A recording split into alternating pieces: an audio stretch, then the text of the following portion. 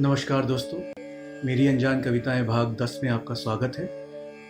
दोस्तों, आज की जो ये कविता है इसका शीर्षक है सिफर हो जाती हैं यादें। सिफर हो जाती हैं यादें। सिफर का मतलब शून्य हो जाना, शेष हो जाना, खत्म हो जाना। तो आपने इसके शीर्षक से ये अंदाज़ा तो लगा लिया होगा कि आज की जो ये कविता है ये हमें ये समझाने की चेष्टा करेगी कि जब यादों के बवंडर में मन फंसता है और जब कुछ सुझाई नहीं देता, दिखाई नहीं देता, कोई उम्मीद की किरण नज़र नहीं आती, ये लगता है कि ये पीड़ा जो है जीवन पर्यंत हमारा पीछा नहीं छोड़ेगी। वैसे में कवि अपनी पंक्तियों के द्वारा हमें ये समझाएंगे कि ऐसा नहीं है। ये जो यादें हैं जो तुमको पीड़ा दे रही हैं, एक दिन ये भी सिफर हो जाएंगी, शेष हो जाएंगी, ख़त्म हो जाएंगी। और इसमें कई सारे उदाहरणों के साथ हमें ये समझाने का प्रयत्न करेंगे कि कभी कभी हम स्वयं ही उनसे पीछा छुड़ा सकते हैं। कभी कभी हमें बस वक्त पर, समय पर इसे छोड़ देना चाहिए। दोस्तों, हम में से कई लोगों ने इसको कभी ना कभी अनुभव अवश्य किया होगा। कुछ ऐसे मनोरम पल हमने बिताए होंगे जिनकी जो यादें हैं वो बेताल की तरह हमारे कंधे पर बैठ गई होंगी, हमारा पीछा नहीं छोड़ रही होंगी। लेकिन दोस्तों, ये भी तो सत्य है ना कि यदि वो यादें हमें इतनी पीड़ा दे रही हैं, ये उसी बात का प्रमाण है कि हमारे हिस्से में कभी बड़े ही खूबसूरत पल भी आए हैं, एक बहुत ही अच्छा लम्हा भी हमने जिया है, तभी तो उसकी ये जो यादें हैं इतनी पीड़ा दे रही हैं। तो दोस्तों, यदि वो एक बार हुआ तो उसके लिए हमें अपने आप को सौभाग्यशाली समझना चाहिए, इन पंक्तियों से प्रेरणा लेनी चाहिए और ये स्मरण रखना चाहिए कि जैसे वो वक्त बीत गया वैसे उससे जुड़ी हुई यादें भी एक दिन बीत जाएगी। जो सुख का अनुभव हुआ वो शेष हो गया तो ये जो पीड़ा है वो भी शेष हो जाएगी। दोस्तों, इसमें हम ये भी देखेंगे कि कवि हमें कैसे ये समझाते हैं अलग अलग उदाहरणों के साथ कि जीवन में जो भी पल हैं, अच्छे या बुरे, बड़े नश्वर हैं और उन पलों को यदि आप समेटने की कोशिश करेंगे, पकड़ने की कोशिश करेंगे, आप पकड़ नहीं पाएंगे क्योंकि उनकी नियति में बीत जाना ही लिखा है। जब बहुत बड़े तूफान आते हैं तो समंदरों में बड़ी बड़ी कश्तियां डूब जाती हैं, लेकिन इस बात पर जो किनारा है, जो साहिल है, समंदर से झगड़ता थोड़े ही रहता है। नहीं झगड़ता ना, वो वैसा ही शाश्वत रहता है क्योंकि नियति में जो है वो तो होकर ही रहेगा। रेतों पर जब हम निशान बनाते हैं तो उनको तो बह जाना है, लेकिन जब हम बना रहे हैं उस पल की वो जो प्रसन्नता है, वो जो पल है वो तो हमारा है, उस पर तो हमारा अधिकार उस पल में अवश्य है। तो बिना किसी विलंब के इस कविता को हम शुरू करते हैं। दोस्तों, इससे पहले कि मैं ये आपको सुनाऊं, ये कविता सुनाऊं, एक शेर मुझे याद आ रहा है जो इन्हीं कवि का है। मुझे लगता है कि ये शेर इस कविता से और इस धारावाहिक से एक बड़ा ही खास नाता रखता है, बड़ा सटीक बैठता है। आप मुझे बताइएगा कि ऐसा आपको लगता है कि नहीं। तो शेर कुछ इस प्रकार है, 2 ही लाइनों का है, बड़ा छोटा सा शेर है।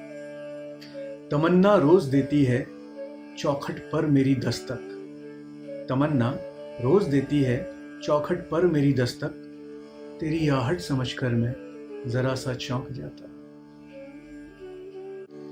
चलिए दोस्तों, अब ये कविता देखते हैं।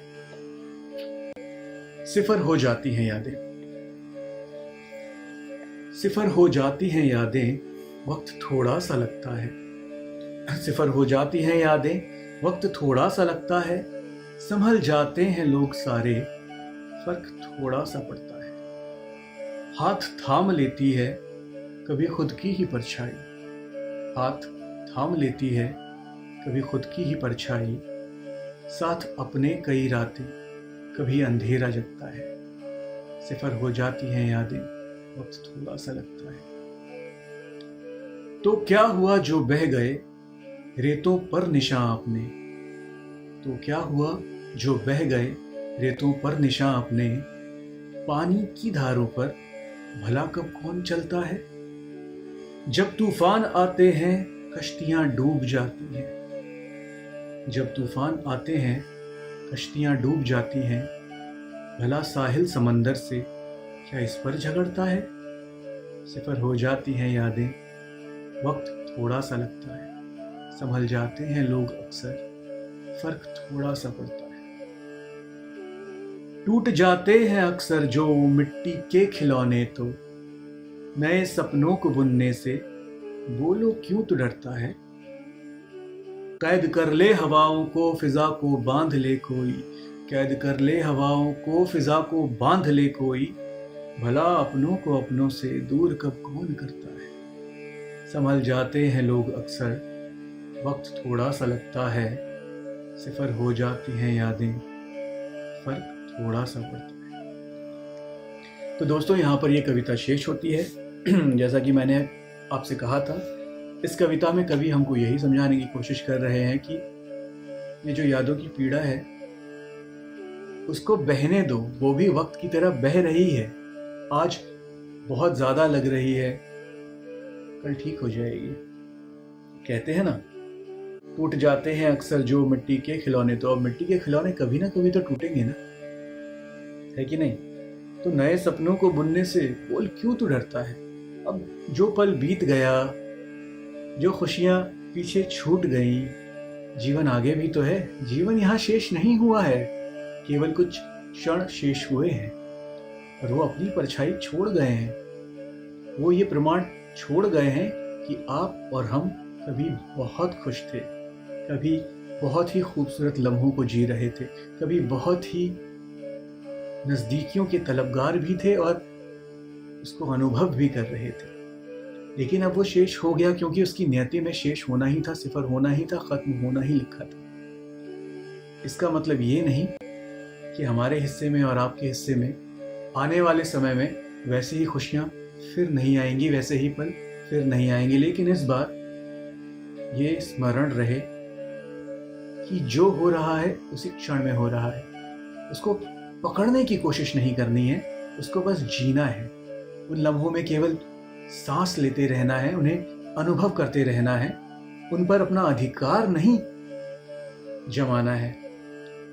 जब वो आपके जीवन में आएंगे, हमारे जीवन में आएंगे, तो खुली बाहों से उनका स्वागत करना है, उन लम्हों के साथ जीना है। और जब वो लम्हे बीत रहे होंगे, जब सांझ आ रही होगी, सूरज ढल रहा होगा, तब उनको जाने भी देना है, वैसे ही जाने देना है जैसे हमने उन्हें आने दिया था। यदि हम ऐसा करेंगे तो शायद हमें पीड़ा कम होगी। आगे वक्त तो है ही, यदि हम ऐसा नहीं भी कर पाते तो वक्त और समय जो है हमें अपने आप ही ये करना सिखा देगा। तो फिक्र मत कीजिए, क्योंकि सिफर हो जाती हैं यादें, वक्त थोड़ा सा लगता है, संभल जाते हैं लोग अक्सर, हम और आप संभल जाते हैं, फर्क थोड़ा सा पड़ता है। जीवन में कोई बहुत ज़्यादा फर्क पड़ता नहीं है। तो दोस्तों, आज की ये कविता यहीं शेष करते हैं। आप बताइएगा कमेंट करके कि आपको ये कविता कैसी लगी, और ये भी बताइएगा कि कभी आपने ऐसा अनुभव किया है, क्या आप उस पीड़ा से गुजरे हैं या गुजर रहे हैं। और इस कविता को सुनने के बाद क्या आपको कोई हौसला, कोई सीख, कोई मदद मिली, या आगे यदि आपके जीवन में ऐसे लम्हे आएंगे, ऐसा कोई वक्त आएगा, ऐसा कोई अनुभव आएगा, तो क्या आप उसको झेलने के लिए, उसका सामना करने के लिए तैयार हैं। यदि हमारा वीडियो पसंद आया तो लाइक कीजिएगा और हमारे चैनल को भी सब्सक्राइब कीजिएगा। मिलते हैं अगले धारावाहिक में एक और सुंदर मनोरम कविता के साथ। तब तक के लिए नमस्कार।